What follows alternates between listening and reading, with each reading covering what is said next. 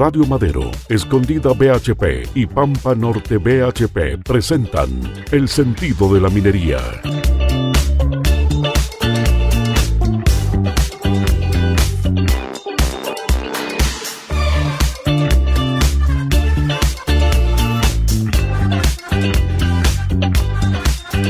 Desde el stand de BHP tenemos un interesante invitado que va a estar compartiendo con nosotros los próximos 40 minutos más o menos de conversación, donde en la región de Antofagasta y también en la región de Atacama, donde tenemos cobertura a esta hora, vamos a poder conocer el trabajo que ha hecho y que está haciendo quien es hoy en día el vicepresidente de Asuntos Corporativos y Comunicaciones para América Latina de BHP. Está con nosotros René Muga.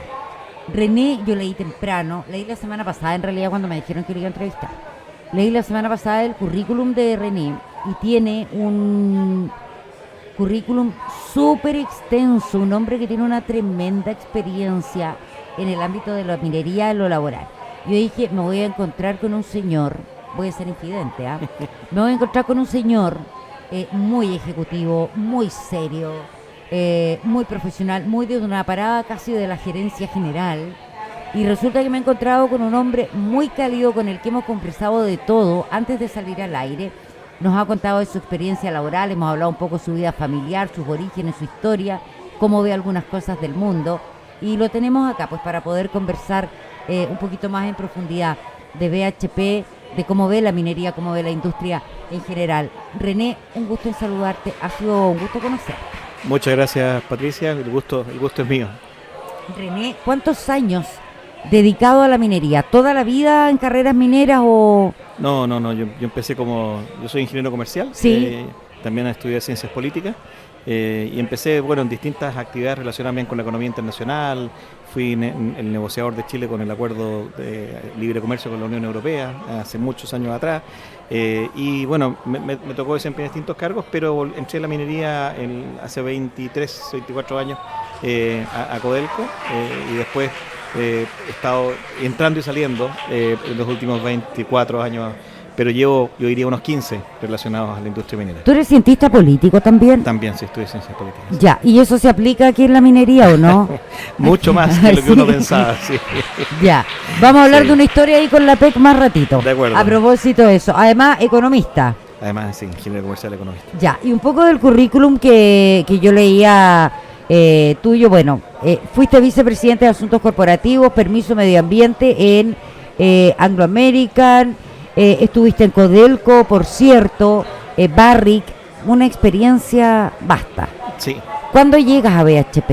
Llegué hace 2 años y medio, el año 2021, en octubre del año 2021.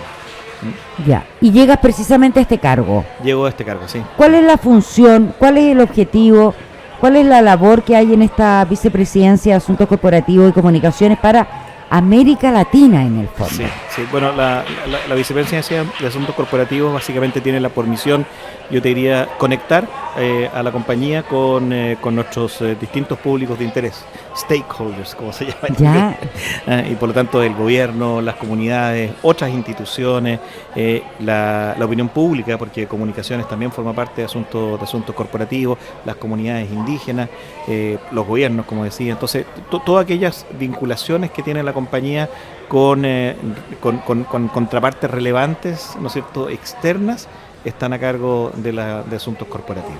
Estamos hablando de distintos países donde o hay alguna inversión o hay algún interés.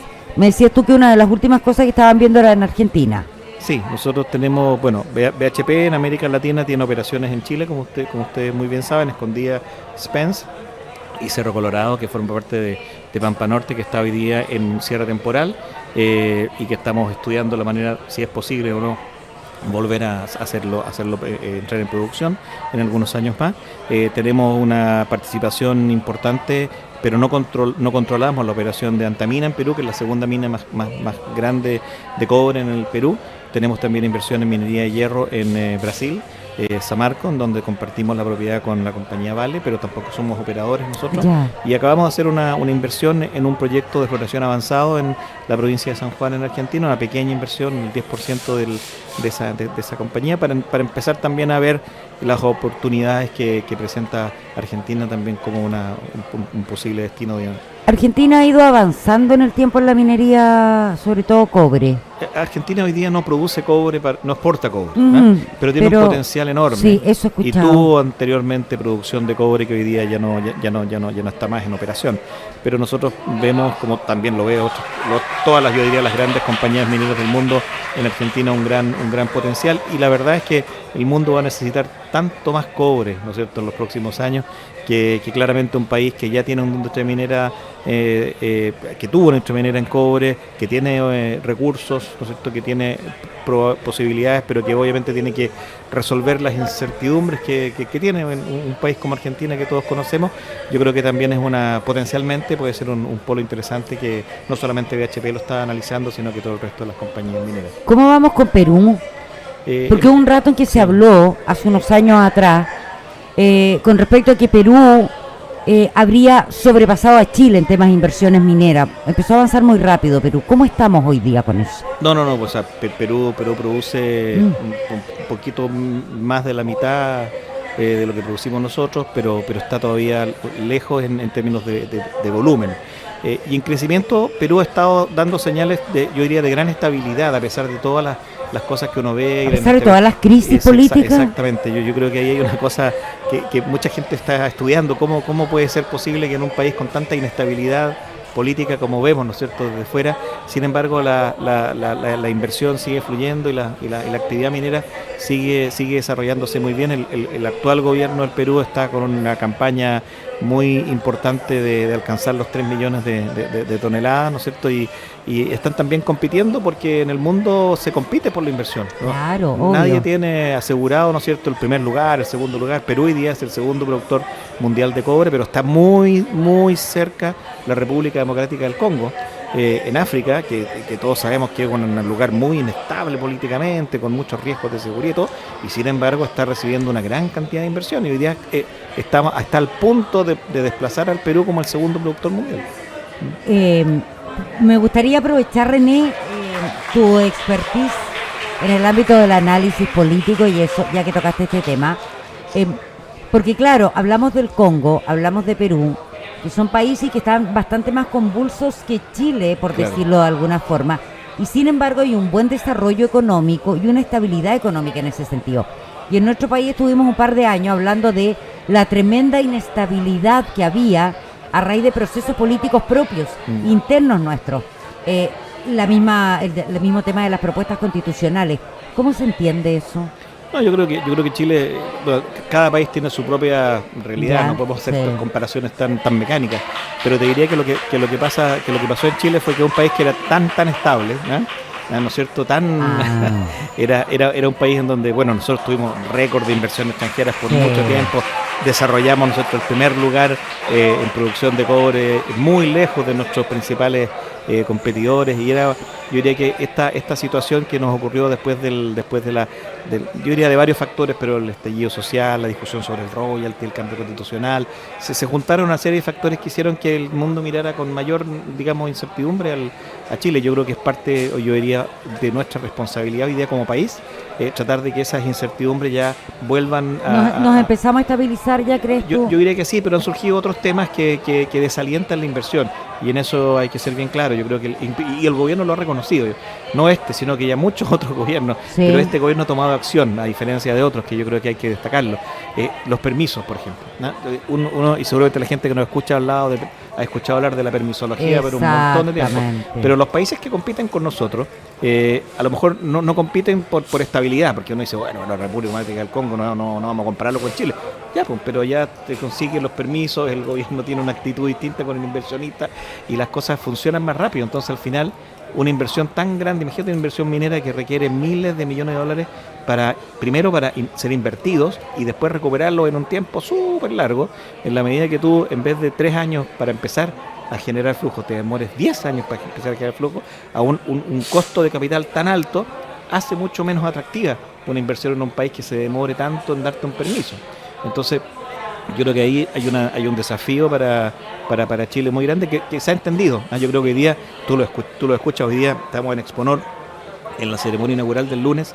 Todos los ministros, los 3 ministros que hablaron, se refirieron al tema de cómo agilizar los permisos en el país, porque si queremos ser competitivos en un mundo que se va a pelear la inversión en cobre, porque se la va a pelear, si nosotros como Chile queremos estar en un lugar de privilegio en esa disputa, ¿no es cierto? Y BHP tiene que competir también internamente. Exacto. Con sus proyectos. Nosotros tenemos producción en Chile, Escondida y Spence, como decía, que son grandes y muy destacadas compañías desde el punto de vista de su excelencia operacional, y tenemos un montón de proyectos, pero también hay otros países en otras partes que también están levantando o que pueden ser oportunidades de inversión, y por lo tanto nosotros mismos tenemos que competir internamente por los recursos de inversión con otros proyectos de la propia compañía, digamos, ¿no? El royalty produjo inestabilidad, produjo temor, porque en general uno no vio grandes oposiciones, por decirlo así, de parte de las grandes compañías mineras al royalty finalmente. Lo que pasa es que el royalty fue una discusión muy larga. Si tú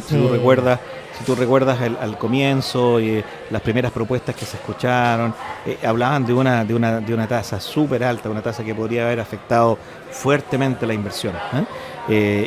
Sin embargo, esa discusión después fue, yo diría, madurando, y claro, demoró un tiempo súper largo, pero creo que al final llegamos a una situación en donde nosotros dijimos y fuimos muy claros como BHP y también como industria minera, en que nosotros no estábamos discutiendo si teníamos que contribuir más o si había que subir o no subir la contribución, sino que lo que queríamos era que fuera una contribución razonable, que fuera justificada y que no nos colocara en una situación de perjuicio a la competitividad que hiciera finalmente imposible para el país seguir invirtiendo en cobre.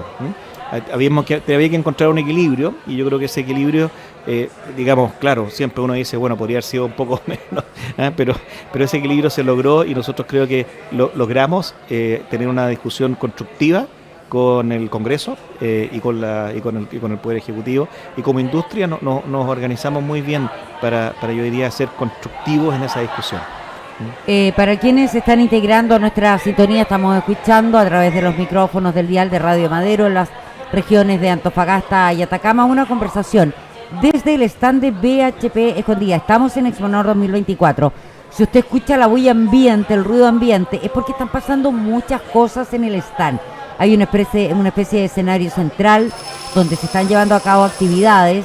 Estamos además muy cerquita de donde están estas especies de oficina con la gente de abastecimiento. Nos contaba René hace un rato atrás que hay filas de gente que está esperando reuniones con el área de abastecimiento. Todos los días a partir de las 4 de la tarde, esta conversación, el sentido de la minería. René, conversábamos también antes de salir al aire respecto a cómo las empresas, y en este caso BHP, decide, después de haber estado muy presente en los comienzos de AFP, de BHP, en el relacionamiento con la comunidad, deciden volver a salir a la comunidad con gigantografías, con insertos en diario, con frases en las radios, en todo tipo de medios de comunicación, sí, a contar lo que están haciendo. ¿Por qué se toma esta decisión? Bueno, yo creo que está muy motivada también por lo que estábamos discutiendo recién, con toda esta discusión desde el 2019, ¿no es cierto?, desde el estallido social, de la discusión del royalty que viene un poco antes, y los procesos constitucionales, en donde hubo una discusión que a nosotros nos parecía que carecía probablemente de mucha información también, de una visión muy antigua de lo que es la minería, de lo que significa el aporte con la contribución de la industria minera al país, y por lo tanto yo creo que fue una decisión que nosotros ya habíamos tomado y que de alguna manera coincidió con esta situación país, y dijimos, bueno, aquí tenemos que ser capaces no de hacer las cosas bien como las estamos haciendo y de tener excelencia operacional, ¿no es cierto?, de hacer todo aquello que de acuerdo que nuestros principios, que nuestros valores nos indican, de construir, de poner, como dice nuestro propósito, a poner recursos y personas juntas para crear un mundo mejor, sino que no sacamos nada solamente con hacerlo bien, sino que si no lo mostramos, si no lo comunicamos, si no hacemos parte, ¿no es cierto?, a la sociedad entera de hacer visible lo que significa la contribución de BHP y de la industria minera para el país. Y entonces yo creo que fue una decisión, digamos, de alguna manera coincidente, afortunadamente, que la compañía también dijo, tenemos que salir y empezar a mostrar. No, esto no es solamente en Chile, también en Australia, donde está la casa matriz de BHP, porque los problemas son muy parecidos. Yo creo que hay se produjo como una distancia, y en el caso nuestro, yo creo que ustedes lo notan súper bien. El país que no está cerca de la minería no considera la minería como algo tan relevante, e incluso acá en las regiones mineras no necesariamente la gente maneja mucha información o ve la minería como realmente es, sino que hay mucho prejuicio, hay una visión tal vez poco actualizada de lo que es la minería. Hay una enemistad hasta cierto punto, sí. ¿no? Y yo diría que también, yo te diría honestamente, uno lo sentía y lo siente todavía de alguna forma. Hay una legitimidad que nos falta por alcanzar. O sea, se la ve por el lado de los impactos, por el lado de las cosas negativas, pero no se toma en cuenta también la contribución positiva, y yo diría fenomenal, que hace la minería al país. Este país, si tú por un momento piensas, si no tuviera minería, Chile sería un país completamente distinto. Chile sería un país completamente distinto a lo que es. Hoy día la minería directa e indirectamente representa 1/4 del Producto Interno Bruto. Y eso es algo, digamos, muy, muy significativo. Entonces, pero por otro lado la gente no lo ve. Hay gente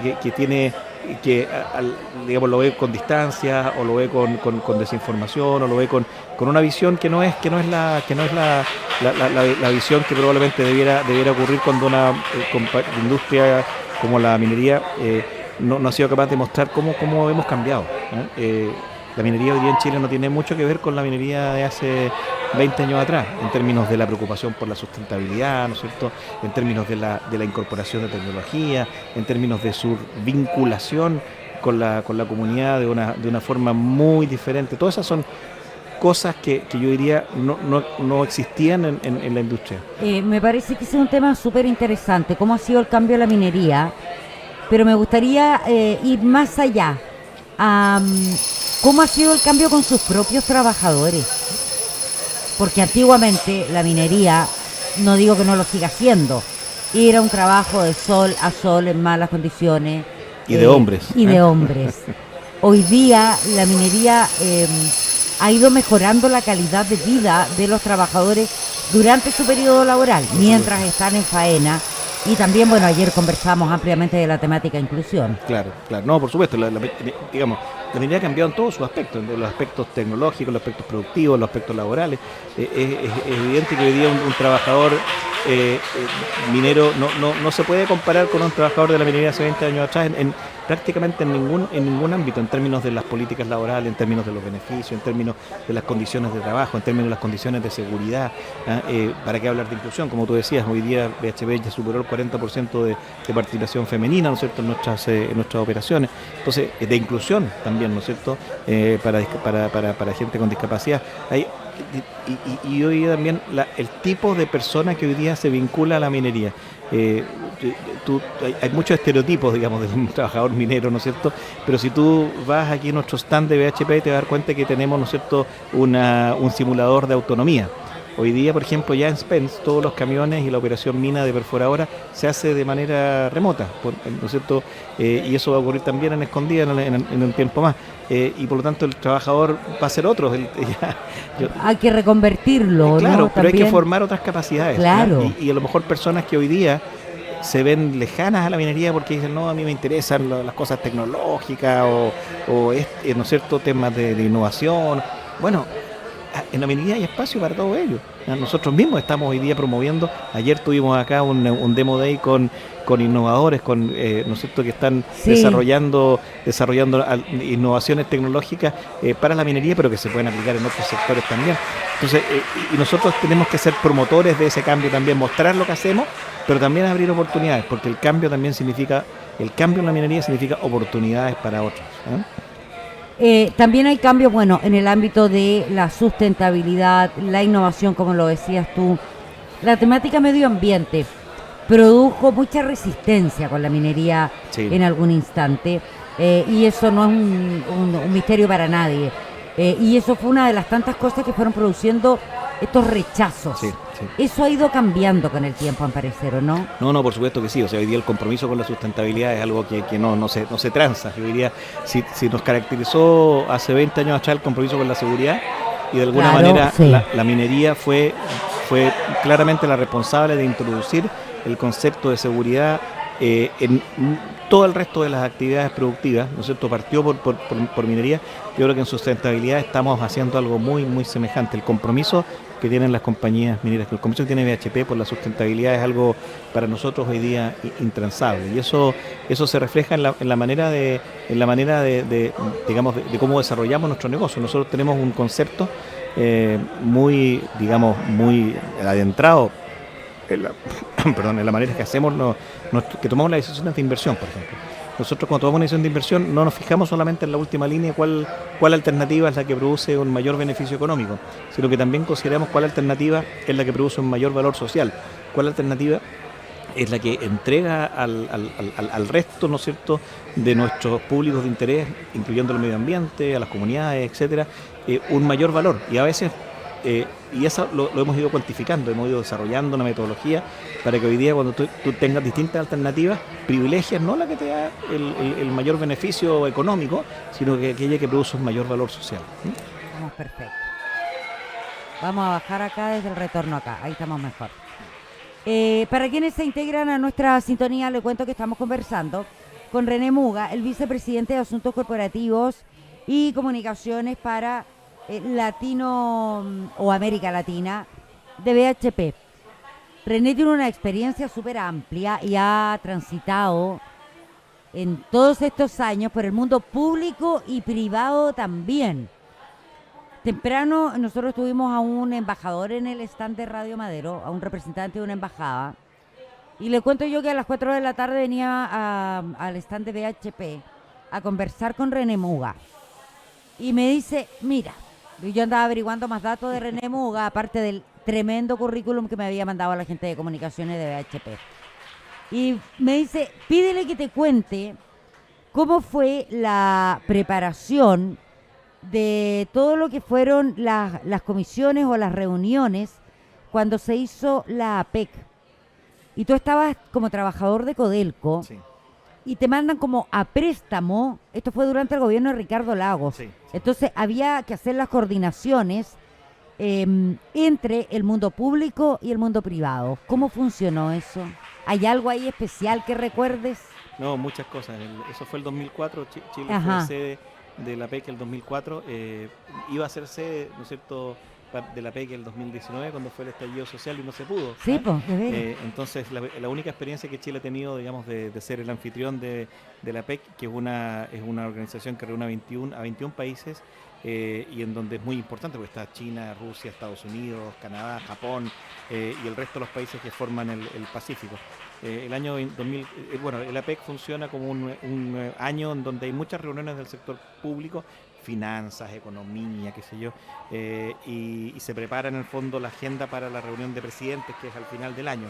Y en el caso del sector privado también hay un proceso muy parecido todos los años, en donde se juntan empresarios designados, digamos, por cada país, 3 por cada país, que forman parte del Consejo Asesor Empresarial de la PEC, y ese también funciona, se reúne varias veces en el año y también le entrega sus conclusiones a los presidentes para que tengan la opinión del sector privado cuando tomen sus decisiones.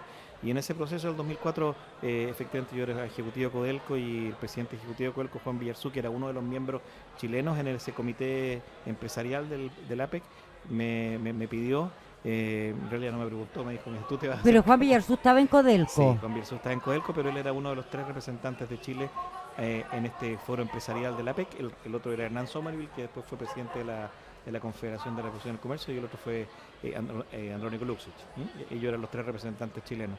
Y ellos me pidieron que yo me hiciera cargo de la preparación de todo ese año APEC empresarial, y además organizáramos una gran cumbre empresarial que se hizo en Santiago, en donde hablaron también muchos presidentes de Estados Unidos, el presidente de China, etcétera, en ese año. Entonces fue un año muy intenso de trabajo, relacionándome también con otros empresarios. Me imagino que había no sé si una carga, pero una presión extra, porque estamos hablando que esto fue en el gobierno de Ricardo Lagos. Sí, claro, sí. Era la vuelta de un socialista al mando del país.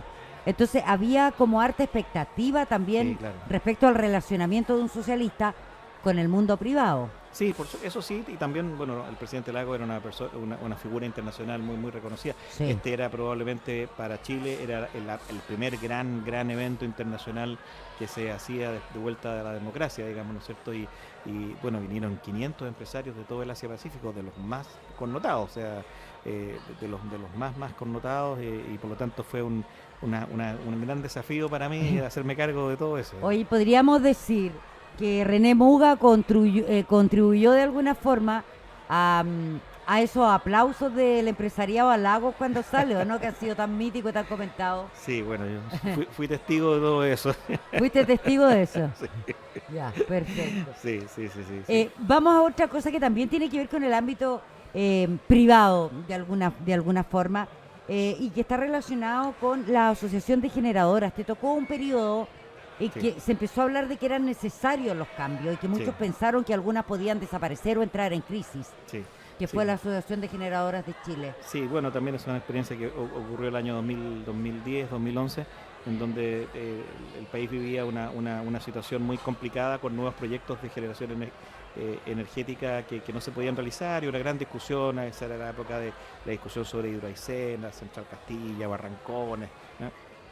Una gran incertidumbre respecto a cómo podía el país seguir abasteciendo la creciente demanda, digamos, de energía eléctrica con las mismas fuentes que eran muy cuestionadas, que eran fuentes básicamente térmicas, digamos, principalmente a carbón. Entonces las distintas compañías vieron que